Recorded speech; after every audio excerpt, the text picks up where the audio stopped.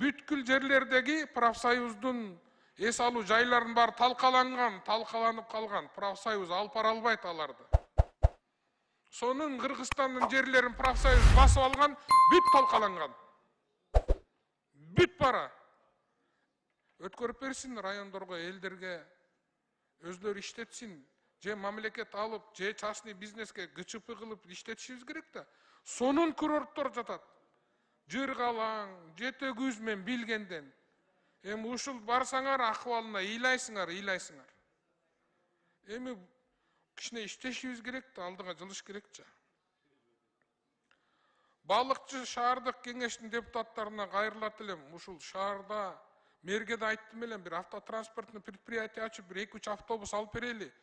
Ой, ушул автобусту балыкчынын ичине жүргүзүп койгулачы дейт. Ушуга эми мерге мына айттык эле өткөндө.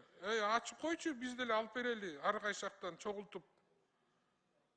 Элдин көйгөйүн кичине чечиш керек да бул мерлер. Иштебесе анда ордун бербейби иштей турган балдарга. Бир автопредприятияны ача албагандан кийин эмне иштеп жүрөт ал мерчи? Ал кеңеш менен кеңешип туруп ачып коет. 3-4 автобусту алып туруп иштетип койсо болот да балыкчынын көйгөйүн чечип. Рахмат.